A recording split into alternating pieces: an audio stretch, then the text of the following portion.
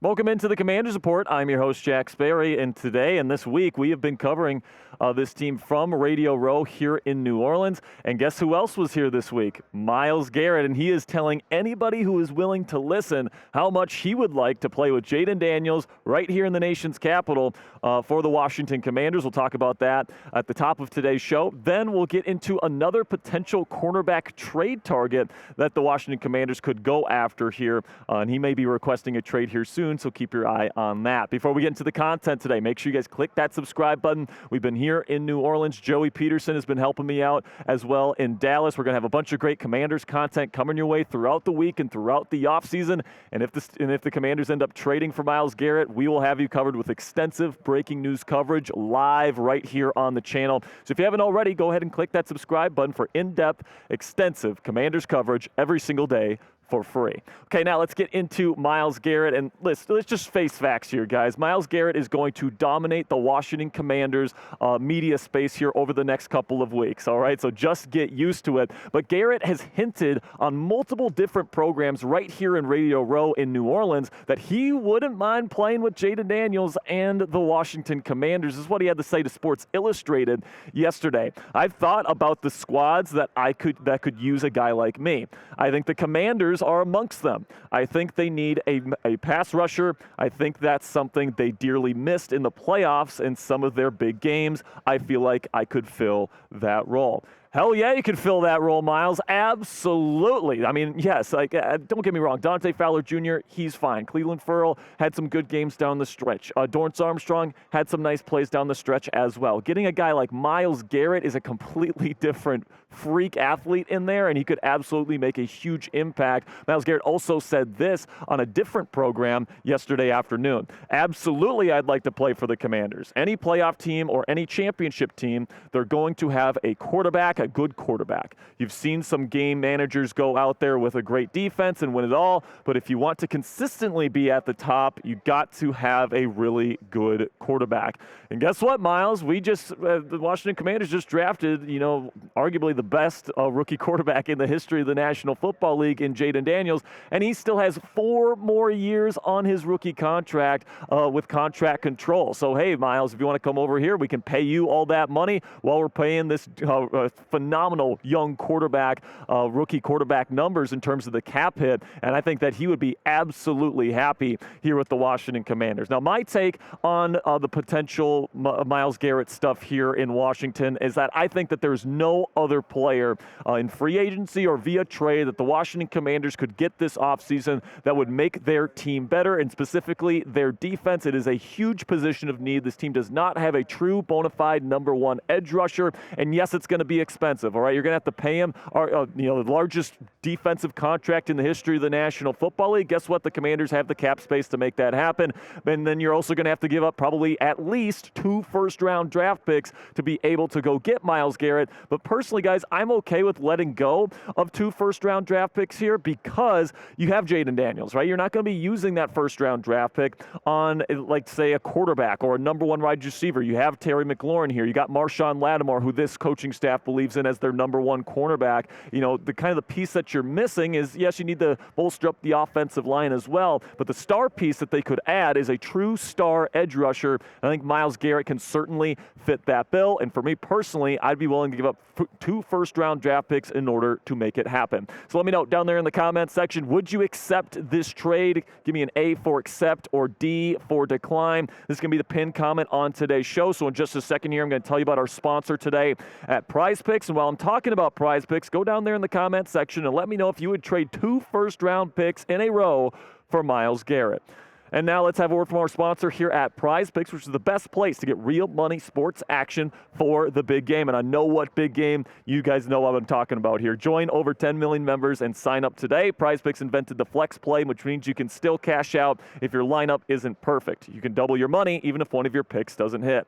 The big game is almost here, and it's now or never. It's the Chiefs and the Eagles to decide who will be the kings of football in 2024-2025. So don't miss out on the last football game of the season offseason with Prize Picks, the best place to win cash while watching the big game.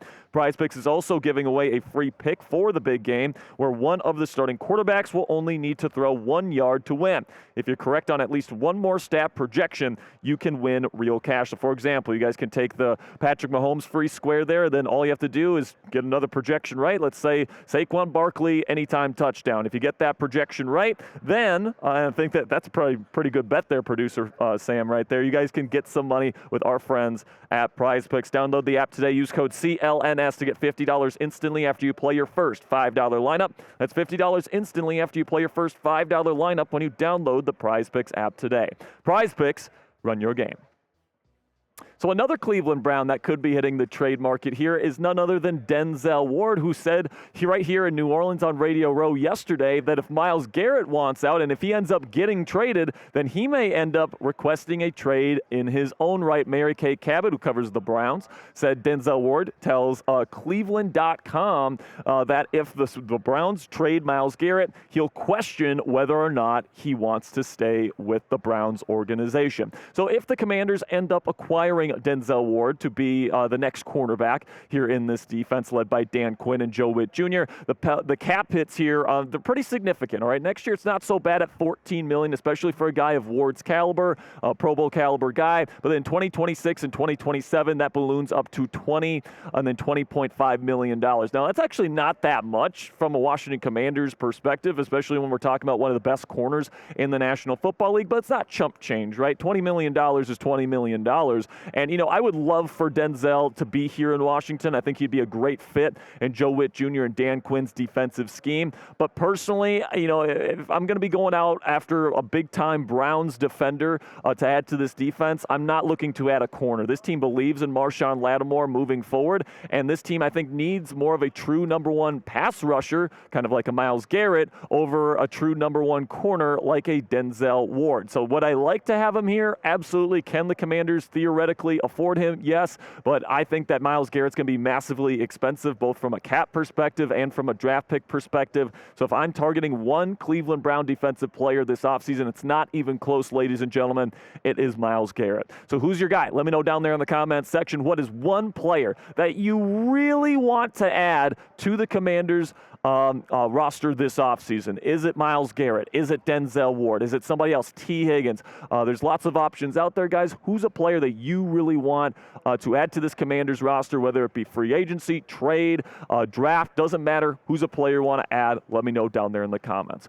Before we wrap up today, if you're not a big fan of the name Commanders, well, you are probably not a happy camper this week because owner Josh Harris says that the name isn't going anywhere, and now the name means something to the people in the building there in Ashburn. This is what Josh Harris had to say about the team name. I think the name Commanders is now being embraced by our team, by our culture, by our coaching staff. And so we're going with that. So plain simply, guys, this is a name that I think is now being connected to success. If Jayden Daniels came in here and had a kind of a typical rookie season and the team went 5-12 or whatever, and the name was starting to really stink of Dan Snyder still, then maybe they would think about changing the name. But after really a historic season for the Washington Commanders in 2024, now that name Commanders is associated with Dan Quinn. It's associated with Jayden Daniels. It's associated with winning football. So I can certainly see why Josh Harris is keeping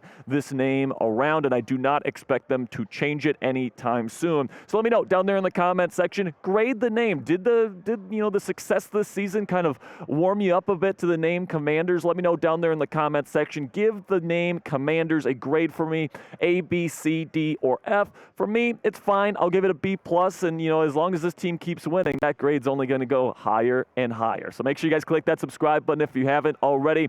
I really do appreciate all of your guys' support. We got a bunch of great content coming your way this weekend as well. Joey Peterson's going to be helping us out, and of course, more coverage right here from Radio Row. So if you want more of this, make sure you click that subscribe button right now. Until next time, guys, hail to the Commanders.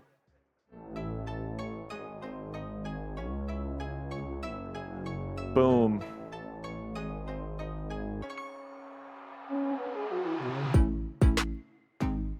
Jesus. They paid a psychic to predict the score of the Super Bowl.